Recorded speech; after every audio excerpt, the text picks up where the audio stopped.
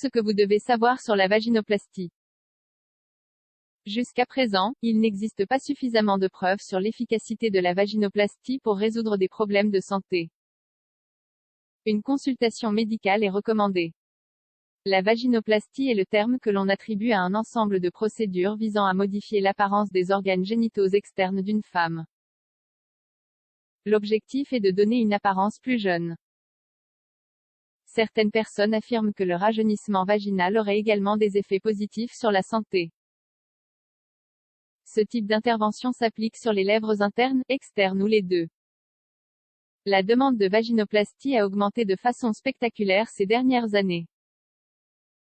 Les motivations pour ce type d'opération sont multiples et d'ordre divers. Pourquoi réaliser une vaginoplastie? En général, la vaginoplastie s'effectue pour corriger ou améliorer l'équilibre ou l'aspect d'un vagin relâché. Ce relâchement vaginal survient lorsque la zone a perdu de son élasticité et que le contrôle des muscles est moindre. Le relâchement vaginal est un problème qui affecte plus particulièrement les femmes ménopausées. En effet, à partir de 30 ans, la production de collagène est réduite et ce phénomène s'accentue avec le temps. Cette condition peut entraîner un inconfort physique et psychologique chez de nombreuses femmes.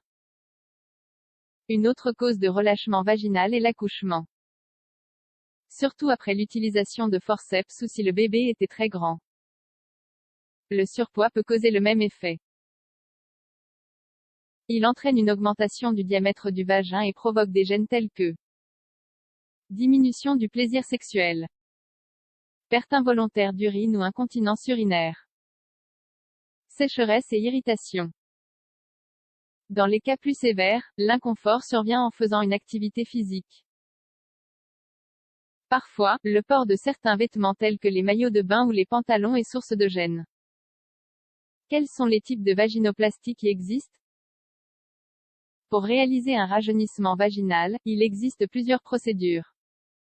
Le choix de la plus adaptée dépendra de l'effet souhaité et, bien évidemment, de l'évaluation du médecin. Les principales sont les suivantes. Labioplastie. Elle est pratiquée pour améliorer l'apparence des petites et des grandes lèvres lorsqu'elles sont très grandes ou flasques. Cela peut nuire à l'hygiène intime et au plaisir lors des rapports sexuels. La chirurgie permet de réduire la taille et la flaccidité. Lipoplastie vulvaire. Le but de cette intervention est d'éliminer l'excès de cellules adipeuses sur la vulve.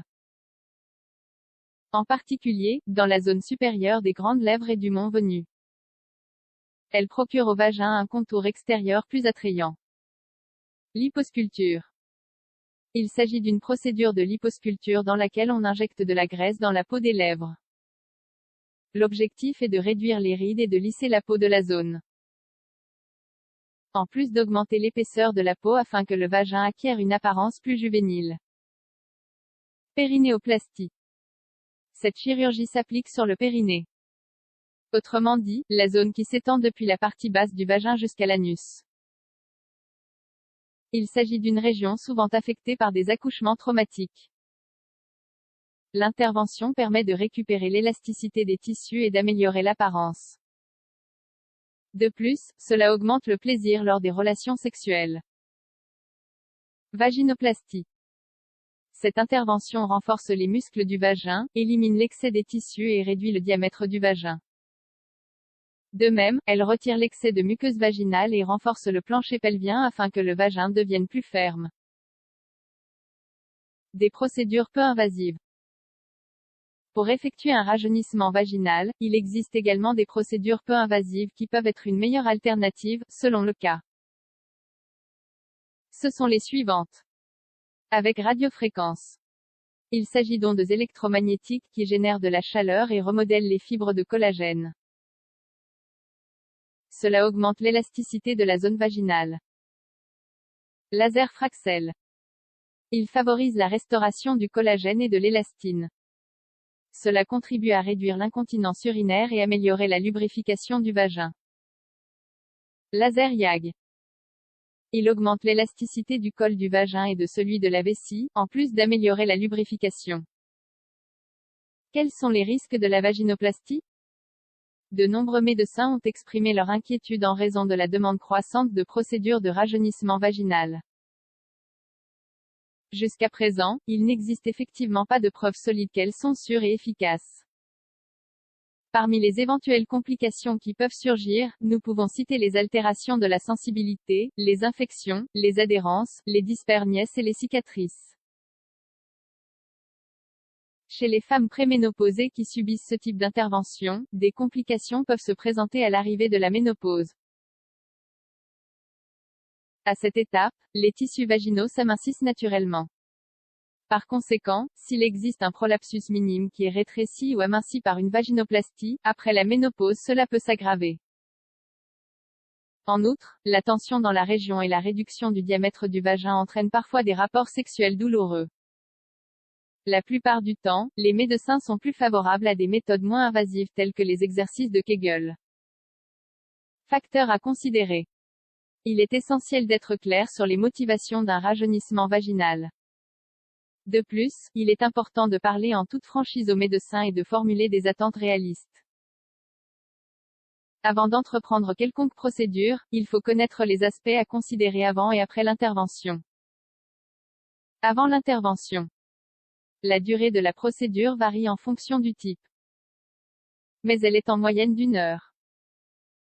À l'exception des méthodes peu invasives, il s'agit de chirurgies ambulatoires qui nécessitent une anesthésie épidurale ou générale. Les aspects suivants doivent être pris en compte. Réaliser des examens cliniques d'évaluation préopératoire. Il est préférable d'effectuer la chirurgie dès la fin des règles. Cela facilite la cicatrisation et réduit le risque d'infection. La patiente doit être à jeun 12 heures avant la procédure.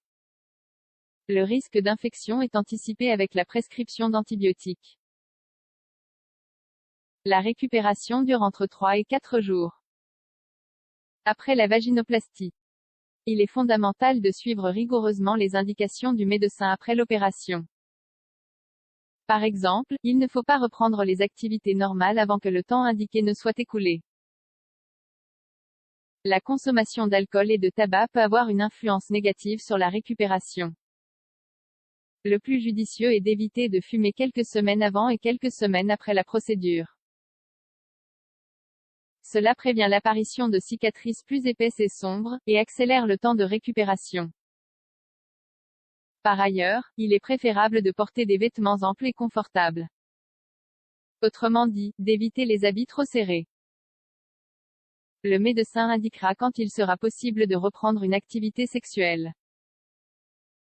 À cet égard, la reprise est très rarement avant 4 semaines après l'intervention. La vaginoplastie n'est pas sans risque. Toute chirurgie implique des risques. Il est donc préférable d'évaluer judicieusement les raisons qui poussent une femme à vouloir faire une telle intervention. Il est effectivement possible d'avoir des attentes démesurées et peu réalistes concernant l'apparence. De même, le médecin est là pour répondre à toutes les questions nécessaires. Être informé n'est pas seulement un droit, mais un devoir.